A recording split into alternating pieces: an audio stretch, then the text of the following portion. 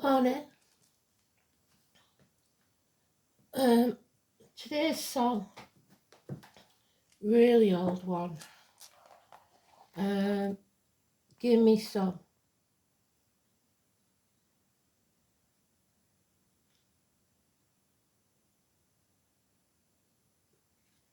Give me some. Give me some. Just go and say your sweet love, but it could be anything. In spirit. September the 8th, 2024. The sun is opposite Saturn. Mercury quincunx Neptune, a good time for making a commitment to someone or something. Avoid exaggerated expectations and be real. The moon is in Scorpio. So it's about shared resources and the reproductive organs.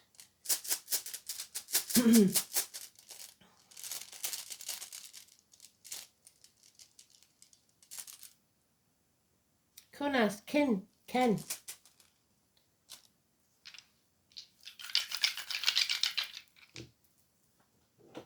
We've got Venus, we've got 10th house of Capricorn, and we've got Gemini, which is twins, siblings, etc., which fits with that. Kith and kin, it's knowledge, learning something about love with Venus, and Capricorn is being able to achieve anything that you put your mind to. So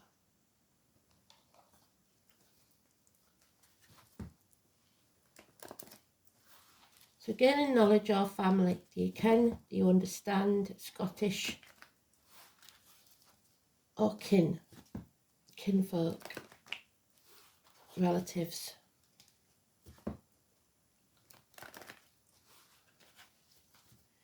Maybe it's about understanding your relatives. But the Capricorn energy is about profession and effort.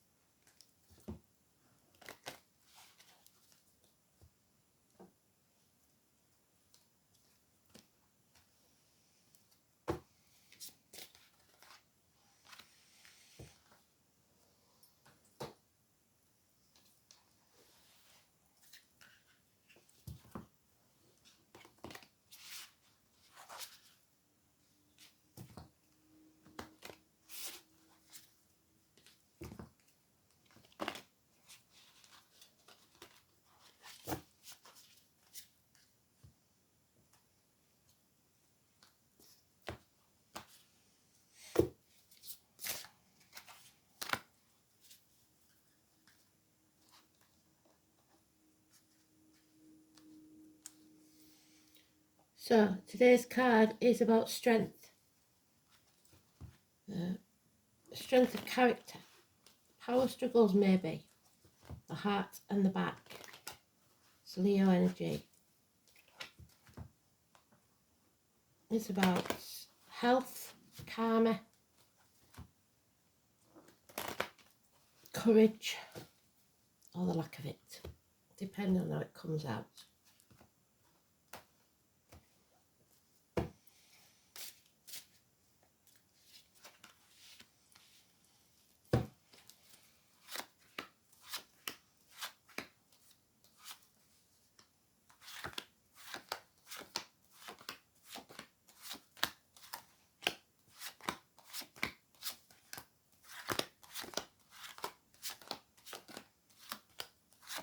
Oh, it's in the first pile. So it's massively important.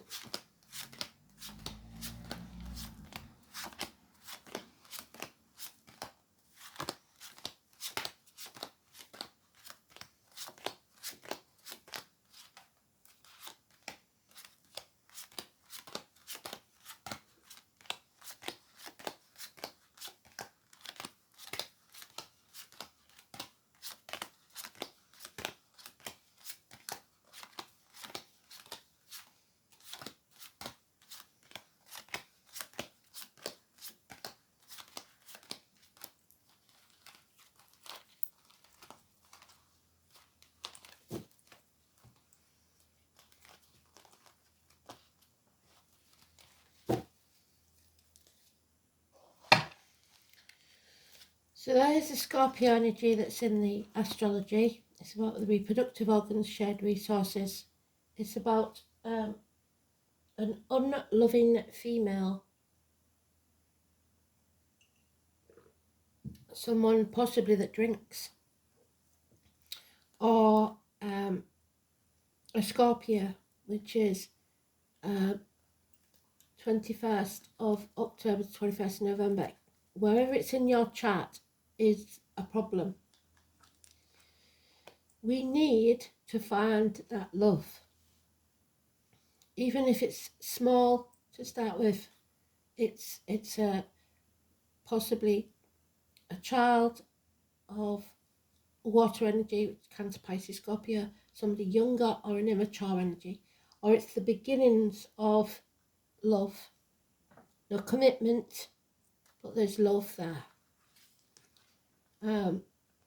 The name Richard, 22, it's how Diquitans and Cardi went in search of a street paved with gold, which was what Capricorn would do, and felt the fool when he got there because it wasn't what he expected.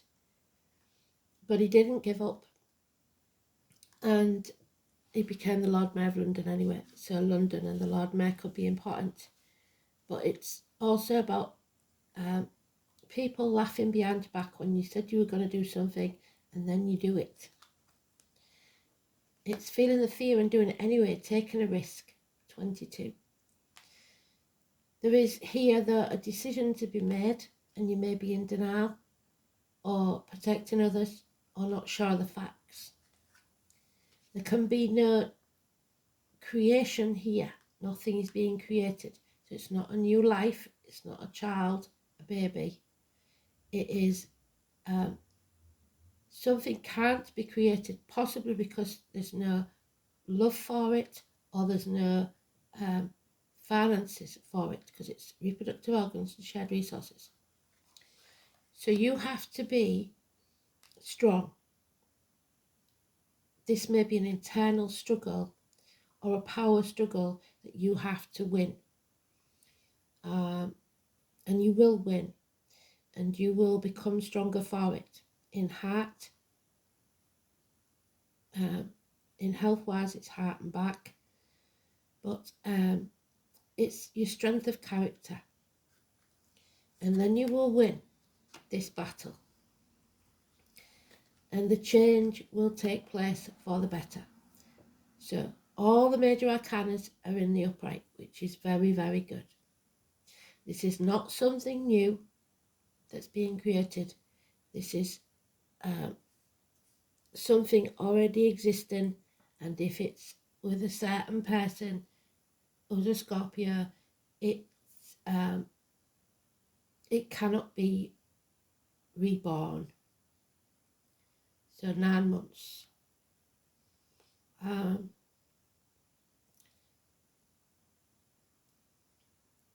The Wheel of Fortune, fate is giving you a lucky break.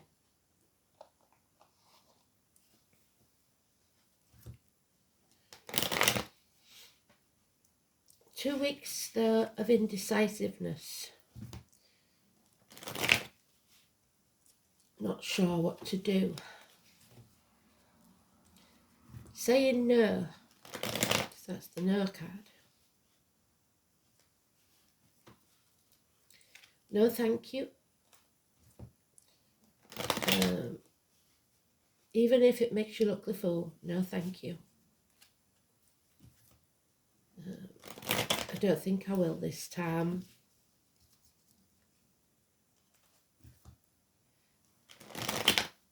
Especially get involved in joint finances. No, thank you. I don't think I will.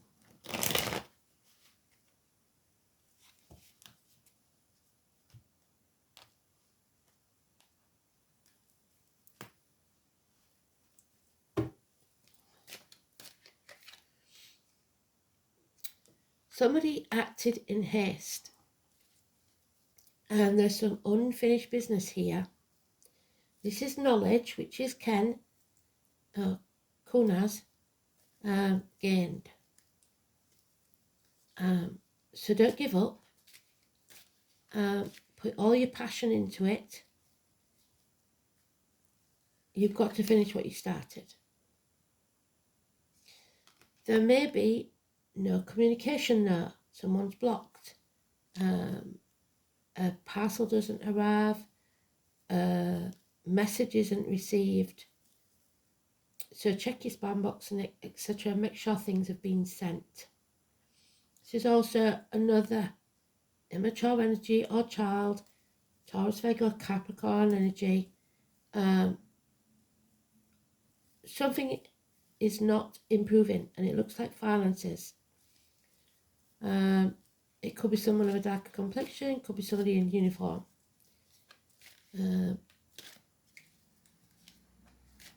So, yeah, issues with childhood trauma, siblings, grandparents, etc.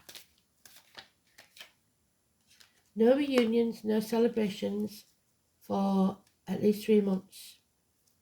Something is coming between you and what you want, and it may be that you're not communicating, or someone's not communicating. There it is again though. So we've got all the cards that we need. The major arcanas are in our favour, so they trump everything else. A change is coming, a run of good luck, the number 10. And it's been in the reverse for so long, hasn't it? There will be unexpected turnarounds. People finally seeing things from your point of view. An equal reciprocity. What you give out is what you'll get back. Your tribe, your kin. 6 years. You may have to fight for it though. You've been blind up to now, not seeing things properly, flailing about in the dark. If you're looking for peace, you're not going to get it. And unfortunately, we've got again the violent man, the Libra, 21st of September, 21st of October. Misdiagnosis, bad advice from doctors, priests or lawyers. The name Michael could be important. Infirm mind or mental illness. And then we have his partner, Aquarius. So this could be a male or female doctor. It could be a priest or lawyer. He gives bad advice, she gives good advice. The female. And it may be someone needs therapy. Someone needs to talk about the childhood. Someone's confused about it, but she is clear, very clear in her mind. And once this is spoken, it could sever ties with those that no longer belong. So widows, divorcees could be important. Aquarius is 20th of January, 20th of February. So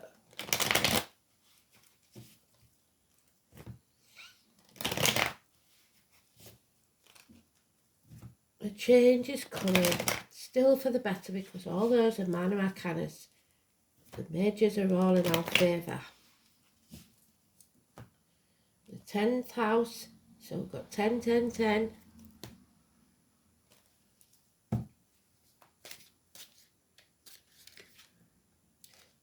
So the nightmare is over. No more sleepless nights. No more worrying. But we have yet some unfinished business. Something needs settling once and for all. But the rune of man has there, the number 20. This is Judgment Day has arrived. Finally, you have to decide who belongs or what belongs and what doesn't. What is right for you and what isn't. Joshua, I believe, brought the walls of Jericho down with his horn. You need to use your voice, raise your voice, and bring that wall of vulnerability or that wall of blockage in your life down. Number 20. Because there's some hard lessons to learn, and we have those life lessons to learn.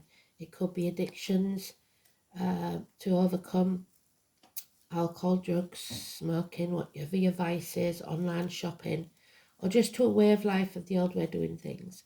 The 14 is negative.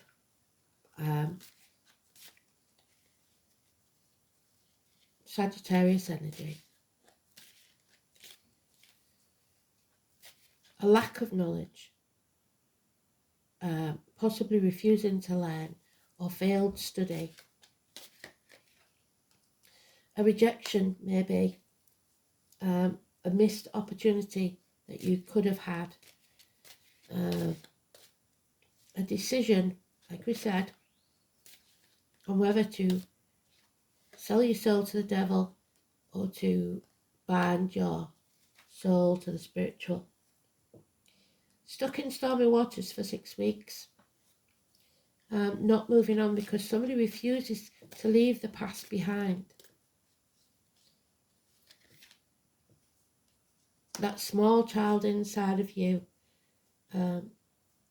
that's had a tantrum because it shouldn't have been that way.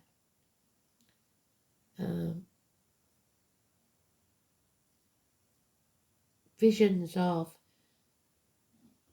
being married with 2.4 kids with a nice house and a nice car, and it didn't happen that way. Coming out of that mindset and stopping overthinking it, stopping letting it keep traumatizing you, because that's a mental prison of your own mind. So you need a new team. Spirit giving you the green light of go. It's time to find what you're looking for. A new business maybe. But to do that, you have to let go of other things that you can't control. Nor should you. Stubbornness, greed,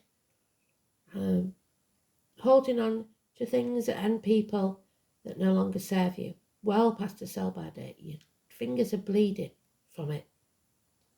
Let go. What's yours will always be yours if it's meant to be yours. There it is again. Issues from childhood, possibly childhood trauma, child abuse. It needs to be talked about. So,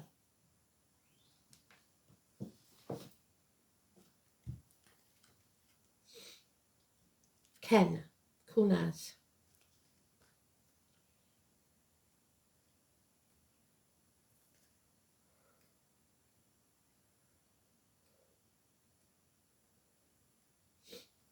There it is. Ken is known to all by its pale, bright flame. It always burns where princes sit within. So, princes, William, Harry.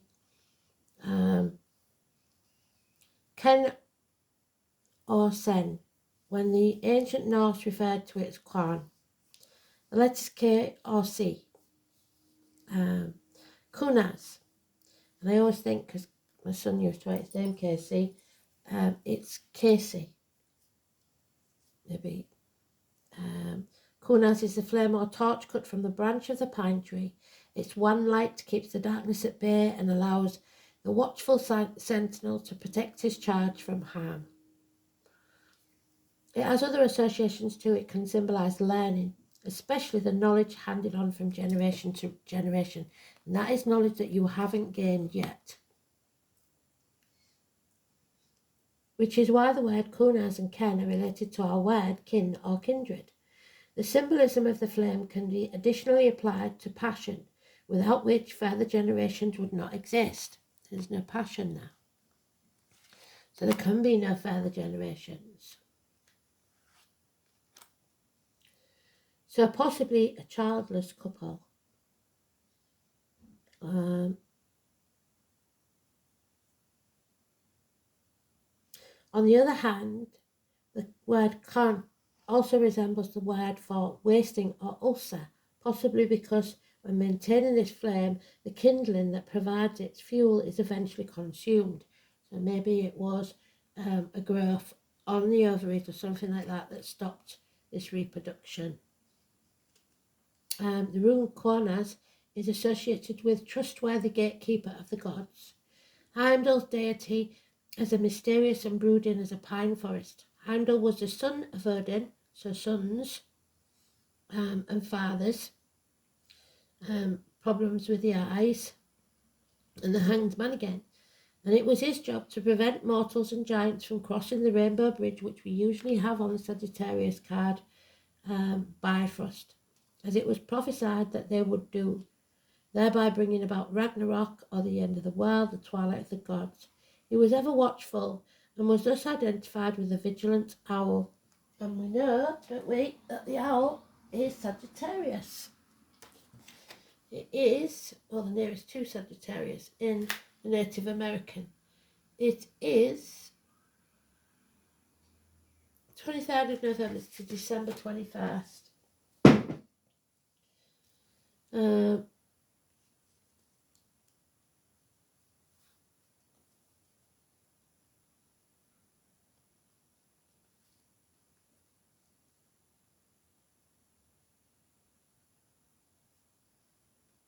Heimdall was known as the Shining God, which was personified as the torch or beacon.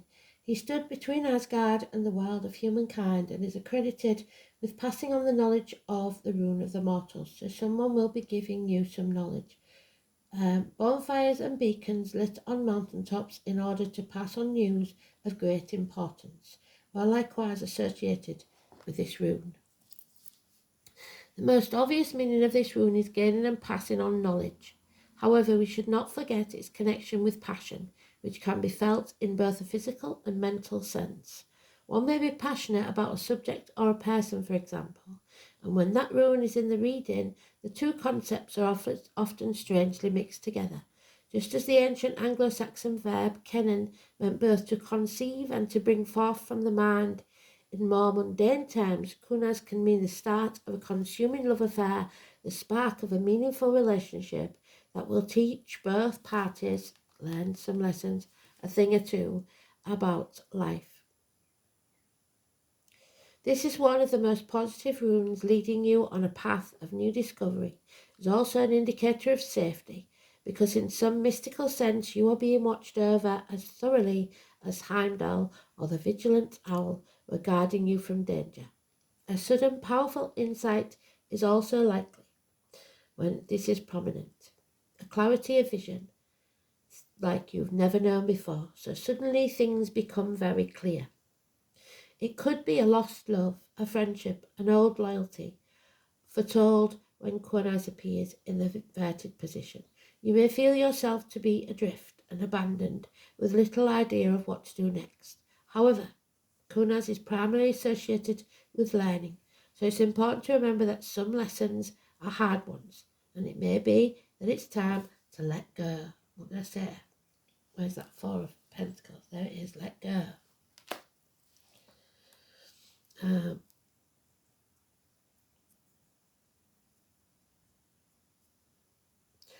go of the past and move on. All will be revealed in time, so don't panic. The lessons you have to learn will become evident to you, and you will soon find the right path, even if your guiding light seems to have dimmed at this time. But it may be because there's some issue with communication. The 10th house is your position in life. It's the knees, the bones, the teeth, which is what that is. The workplace, the home, government, buildings and law courts, the colours red and white. Your outer environment, your public life, your social status, your ambition, your parents, your career, your trade or profession, your recognition and authority figures. The 10th house is a point at which we try to make our mark on the world. It describes what we desire to achieve, not only in the material world, but the intangible spheres. The planets in this house and the sign on the cusp indicate motivation, or lack of it. So strive for success. With Saturn in this position, progress may be slow but persistent, while Mars aims straight to the top and the sun simply has to shine. And we've got Venus. So this is all about love. Someone has to be loved. In the 10th house terms, career is about making an impact. This house may indicate the profession followed, although it's normally supported by other factors in a chart.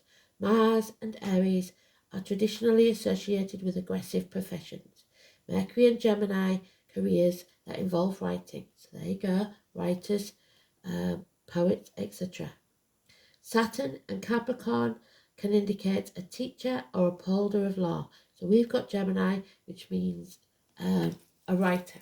It could be as simply as a secretary, someone that types up information, but a writer nevertheless. So Gemini in Venus, or Venus in Gemini. Desire's mental stimulation is charming, flirtatious, fickle, emotionally detached though, inconstant, falls in and out of love fast, and is attracted to lively intellectual partners. So someone may be, with it being Gemini, looking elsewhere. 7th house of partners. There we are. We've got the partners. Not seeing eye to eye in this case there. So it's Libra. It's, which we've got there. It's needing to make a decision, legal or otherwise. Open enemies, the law and justice. Number 11. Marriage is neither heaven nor hell. It's simply purgatory.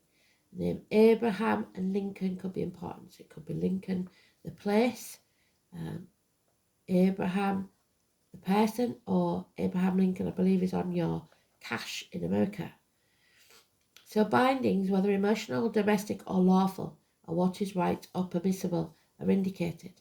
The 7th house is the area of the chart that represents your other, since it is opposed to the 1st house of self. Traditionally, it has been thought to be the house of marriage and marriage partners. Although this may still be a primary meaning, the other can also include friends and family, your kin, and peer groups. So it can mean significant other, such as a co-worker, since it's the traditional house of Libra. So if you're in a partnership there, I don't think it's working, and you'll be moving on to build your own business. It's the house of open enemies. When the 7th house card presents itself in a reading, it usually means one of two things. Either issues dealing with partners or significant others, or you may be becoming your own enemy. The card itself is neutral, much like the 7th house, which strives for balance, and that's what we need because we're lacking it, balance and patience.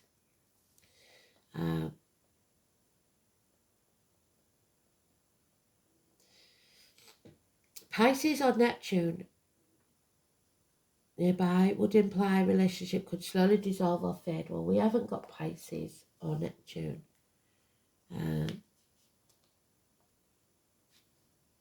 Misfortune or lying could be a part of it.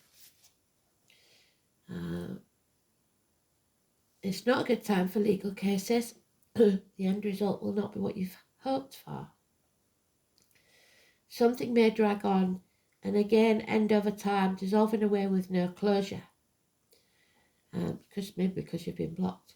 The Scorpio Pluto card, close to the 7th house, would indicate power struggles, and that's what we've got today, power struggles.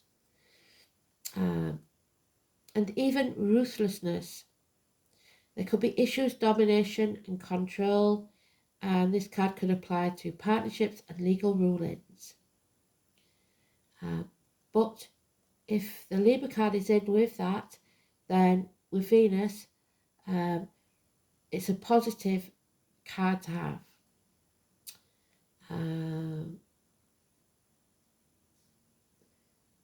Taurus or Cancer, we ain't got them either. On a mundane level, the 7th house card can mean an engagement, a marriage or a relationship moving to the next level. I think this is moving on. Becoming more settled and gaining maturity. It can also imply getting ready for a more serious relationship. In the case of a dysfunctional or unhealthy relationship, you may be moving on. It's not working. So Justice, Libra again, and number 11. Justice turned in our favour. Number 5, the mother, the nurturer, the present, living in the now. Gwyneth.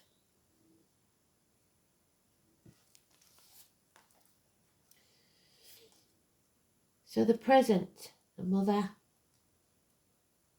possibly mother in spirit.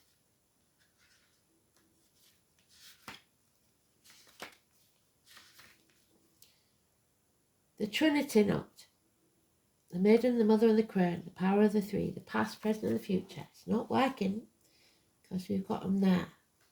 There's no reunion. Gwyneth, the mother and the present. The mother is happy with her little fairy sprites. Well, not in this case, I don't think.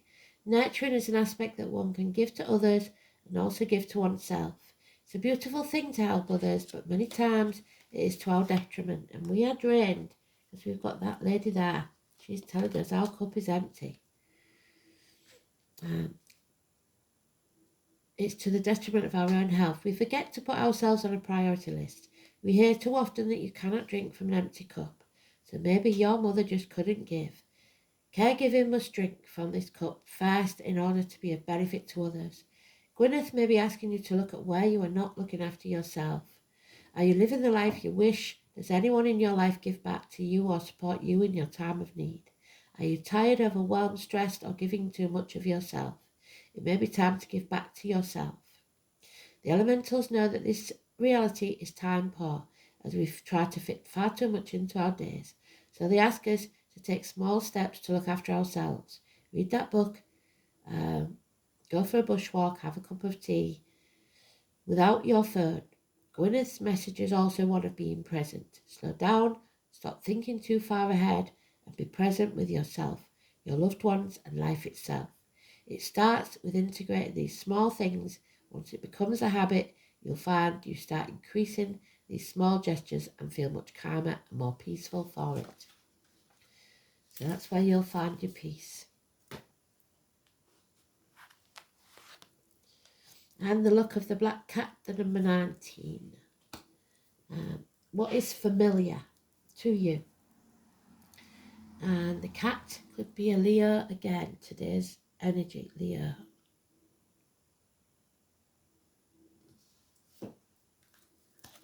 So family has a big role to play in this. But if trauma is what's familiar to you, you may seek it to feel safe. And that's not a good thing. Animal friends have their own wild magic as well as instinctual that ensures survival. A witch's familiar is a soul companion, consulted on matters, both magical and mundane. Whether that familiar is a cat, as shown here, or another animal, we've got owl, haven't we? Bird or reptile. The bonds are true through this lifetime and beyond.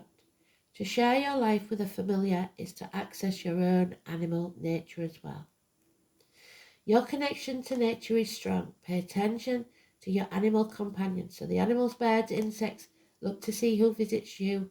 Write it down and look it up as your animal totem.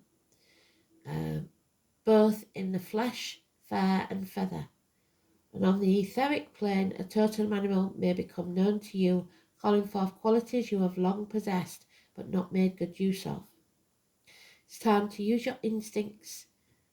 Return to nature, find companionship, embrace your animal nature. Stay wild, moon child, what wildness in you is longed to be released. So your mother may have been a bit of a wild child, and maybe you've got a bit of that in you. Okay, Mandrake 17. So what you wished for hasn't manifested yet. Maybe that's a hard lesson to learn. 17. Venus again, which we've got. Saturn, which is truth. And Mars, which is war. There's a fine line between love and hate. The earth element. Your roots. Mandrake, in all its forms, is a deeply magical plant, used by witches for love. You can't force people to love you. People make these spells and everything. But once true love is seen, fake love will never work. Fertility, lust, protection. The famous witch's flying ointment. As chemically, it contains the alkaloid-rich deliriants and scopolamine, hydroxycamine and atropine. Mixed in a salve with other poisonous plants, particularly with those of nightshade family, it aids witches to fly to the Sabbath. It might kill you as well if you don't know what you're doing. But care must be used in the dosage and applications. Like the plants of the nightshade family, the mandrake has 5-petaled flowers that evokes the powers of the witch's pentagram and associated with the planet Venus, what we've got in this dice. Moving in a 5-pointed pattern with the earth and the sun. While there are several non-nightshade plants claiming the name of mandrake, including English mandrake, better known as white bryony, so name bryony, American mandrake, better known as May apple, and even Asian mandrake. Another name for ginseng. True mandrake varieties are the nightshade family and Mandragora genus. While considered a sacred magical herb with associations today with Hecate and Diana, Hermes and Mercury, the delivery man, the postman, and Aphrodite, it has always had a sinister reputation due to its human-like shape, which would often be crafted into a doll or a puppet, referred to as a lorem or mannequin. So you may feel like you've been used as a pawn. The spirits of the roots were said to draw within. In that way, a witch could fare forth into the world of spirit by animating a rooted doll capable of doing the witch's bidding, conferring protection and blessings upon the household or smiting enemies.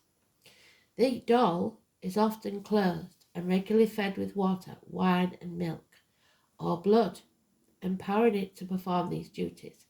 Law tells us that the mandrake is created by the fallen semen of the hanged man at the gallows, and that when dug, its screams can kill a human, evoking the idea of entrancing a hungry dog tied to the loose root. So, hungry dogs tied up, somebody committing suicide. But the roots are loose, so the foundations aren't strong, and rip it out of the ground by placing meat just outside of its reach. Thus the dog bears the screams, not the human. Deadly screams, not the human. While there is no truth in dying when unearthing a mandrake, we can attest to the shift of energy in a space where mandrake is repotted or dug up. releasing its magical presence. A pinch of mandrake root is a powerful catalyst for any spell, bringing an intense force to make things happen. It used its fertility magic and medicine as well as love and lust in a biblical reference to Genesis. Now this might be important, so I'll have to look for this. Genesis 30:14, we've got 14 there, to 16. The Song of Songs 7:12 to 13. Its baneful nature makes it useful in domination and cursing as well as protection, though the otherworldly qualities grant the power of flight and vision. It can also be used to confer invisibility. So it was in the reverse. Mandrake guides us to walk the path of magic, the path of the witch, to seek the mystery of the hidden and dark places, embracing who we truly are. Ask yourself how you are using your magic. Mandrake is greenwood sorcerer,